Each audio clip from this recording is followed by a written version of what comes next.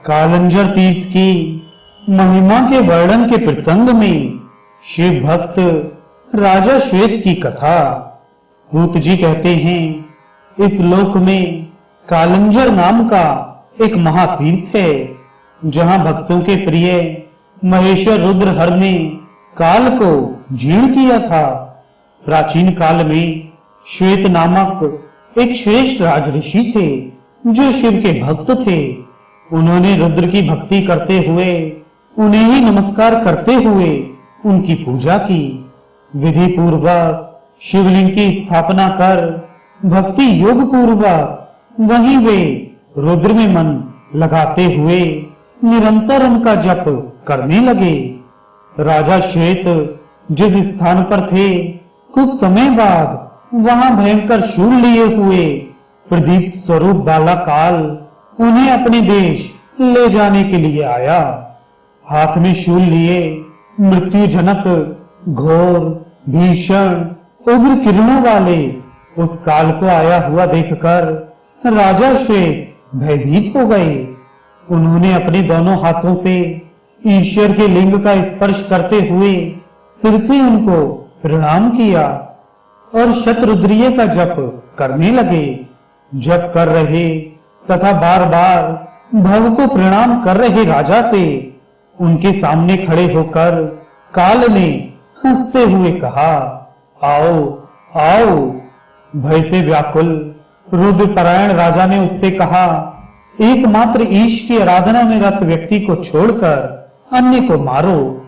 इस प्रकार कह रहे भयभीत मन वाले राजा से काल ने कहा, चाहे रुद्र की आराधना करने वाला हो या अन्य कोई हो, कौन मेरे वश में नहीं है, अर्थात सभी मुझ काल के वश में हैं। ऐसा कहकर लोक संहारक वह काल राजा को पाशों के द्वारा बांधने लगा और राजा शतरुद्रीय का जप करने लगे।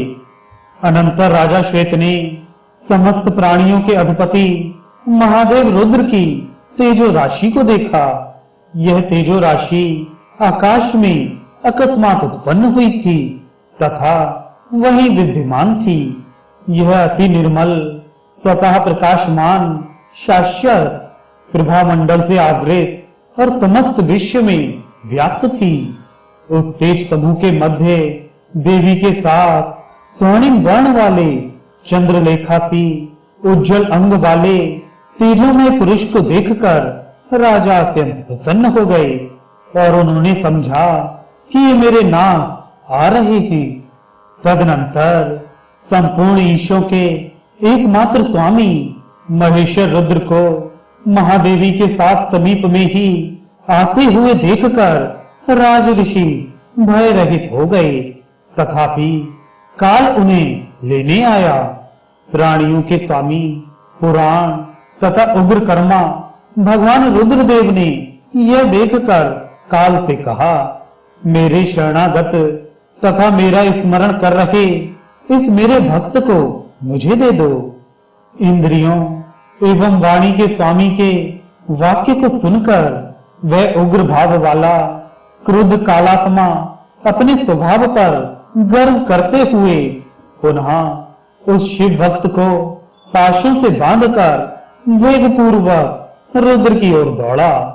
तब काल मृत्यु आता हुआ देखकर विश्व माया के विधान को जानने वाले शंकर ने शैलपुत्री की ओर देखते हुए श्वेत के देखते देखते अवज्ञा पूर्वक अपने बाएं पैर से काल को मार दिया। महेश्वर के पाप से आहत होकर अति भयंकर वह काल मर गया तथा पिनाक धारण करने वाले देवताओं के पति महेश्वर पार्वती के साथ भक्त राजा श्वेत की रक्षा कर लेने के कारण प्रसन्न हो गए। भक्त वत्सल महादेव रुद्र के अनुग्रह से प्रसन्न मन वाले उस श्रेष्ठ राजा ने देव ईश्वर हर को देखकर अंबा सहित उन अव्यय को प्रणाम किया। राजा ने प्रार्थना करते हुए कहा, जगत के कारण रूप और विश्व को उत्पन्न करने वाले भव एवं हर को नमस्कार है। धीमान शिव को नमस्कार है। मोक्ष प्रदान करने वाले को नमस्कार है। महाविभूति स्वरूप आपको नमस्कार है, बारंबार नमस्कार है। अखंड रूप नरों के अधिपति आपको नमस्कार है। प्रणत जनों के दुखों का नाश करने वाले गणों के ईश्वर आपको नमस्कार है। अनादि तथा नित्य ऐश्वर्य संपन्न और वराह का श्रृंग धारण करने वाले को नमस्कार है। वृषध्वज आपको नमस्कार है। कपाल की माला धारण करने वाले को नमस्कार है। महानट आपको नमस्कार है। वृषध्वज आपको नमस्कार है। प्रणाम में तत्पर अत्यंत प्रणत राजा के ऊपर अनुग्रह करके शंकर ने उन्हें अपना शाश्वत गणपत्य पद तथा अपना स्वरूप प्रदान किया। उमा, पार्षद तथा श्रेष्ठ राजा श्वेत के साथ महेश्वर मुनीषों तथा सिद्धों से वंदित होते हुए क्षण भर में अदृश्य हो गए।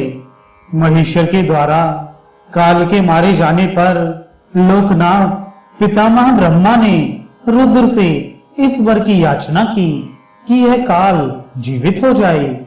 ब्रह्मा ने कहा, ईशान वृषध्वज इस कृतांत का लेश मात्र भी दोष नहीं है। आपने ही उसे इस कार्य मृत्यु के में नियोजित किया है। ब्रह्मा के कहने पर उन देव देवेश्वर विश्वात्मा हर ने ऐसा ही हो यह कहा। तब वह काल भी उसी प्रकार का अर्थात जीवित हो गया। इस प्रकार यह श्रेष्ठ तीर्थ कालंजर इस नाम से विख्यात है। यहाँ जाकर महादेव की आराधना करने वाला व्यक्ति गणपत्य पद प्राप्त करता है।